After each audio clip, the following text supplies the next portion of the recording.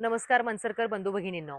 आज आपण पाहतोय की समस्त मनसरमध्ये निवडणुकीची रणधुमाळी आहे. जो तो उमेदवार आपापल्या परीने आपापला प्रचार करण्याचा प्रयत्न करतोय.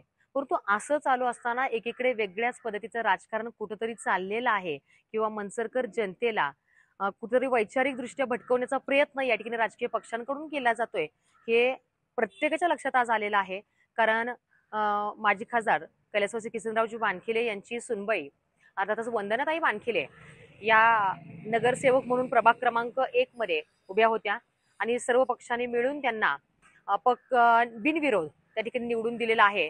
मनसर नगरपंचायतची पहिली नगरसेविका म्हणून त्यांचं आपण सर्वांनी अभिनंदन केलेलं आहे. मी देखील अभिनंदन करते. परंतु त्या आधी या ठिकाणी मी जाहीर आवाहन मीडियाच्या माध्यमातून दिलेलं होतं की नगरसेविका हे पद त्याच्यासाठी खूप छोटं आहे किंवा कमी आहे. खऱ्या अर्थाने आज हा बानकिली परिवार असेल किंवा अण्णांचा परिवार असेल यांचं फार मोठं योगदान आहे. फक्त मनसर नाही, संपूर्ण आंबेगाव तालुक्याकरता त्यांचं योगदान आहे. समस्त खासदारकीच्या माध्यमातून जवळजवळ या आसपास असणाऱ्या सर्व तालुक्यांकरता त्यांचं योगदान आहे. आणि अशा वेळी त्यांच्या परिवारातील त्यांची सुनबाई यांना आपण नगराध्यक्षपदी विराजमान करायला हवं होतं आणि ते देखील सर्व पक्षांनी मिळून सर्वानुमते बिनविरोध या ठिकाणी मी खुलं चॅलेंज दिलेलं होतं की जे उमेदवार आता उभे आहेत त्या सर्वांनी आपापला नगराध्यक्ष पदाचा अर्ज मागे घ्यावा. मी देखील त्यामध्ये होते. मी पहिल्यांदा माझा अर्ज माघारी घेणार होते. परंतु त्या आव्हानाला एकाही पक्षाकडून किंवा एकाही नेत्याकडून होकार आलेला नाही. म्हणजे वास्तव काय आहे हे आज मनसरकरांसमोर उघड झालेलं आहे. दुसरी गोष्ट, माझा अपप्रचार करायला कुठलाही मुद्दा नसल्यामुळे बऱ्याच पद्धतीने अफवा पसरवण्याचं काम या ठिकाणी विरोधकांकडून केलं जात आहे.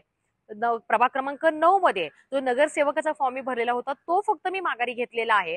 नगराध्यक्ष पदावर मी आजही ठाम आहे. निवडणूक लढत आहे, प्रचार करत आहे आणि जनतेचा अतिशय उत्तम प्रतिसाद मला मिळतोय. तुम्हाला जरी माझ्या मागे कुठल्याही प्रकारचा मॉब दिसत नसला तरी समस्त सुज्ञ मनसरकर जनता माझ्या पाठीशी आहे.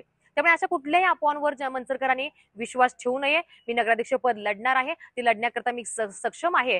पुन्हा एकदा मी समस्त मनसरकरांना आवाहन करेन की खऱ्या अर्थाने एका सर्वसामान्य परिवारातील आणि जनसेवेची तळमळ असणाऱ्या माझ्यासारख्या महिलेला, ज्या परिवाराला या ठिकाणी देशसेवेचा वारसा आहे, या परिवारातील एक सर्वसामान्य महिला असली तरी राजकारणातील देखील अनुभव मला आहे. मी माझी ग्रामपंचायत सदस्य आहे आणि अशा रीतीने बचत गट असतील किंवा महिला व्यावसायिक मार्गदर्शन कार्यशाळा असेल याच्या माध्यमातून नेहमी माझ्या भगिनींना एकमेकीशी जोडण्याचं कार्य मी केलेलं आहे. आणि आज तुम्हा सर्व मनसरकर जनतेची या आशीर्वादाची मला गरज आहे आणि तुमचा आशीर्वाद लाभेल हा पूर्ण विश्वास आहे. धन्यवाद.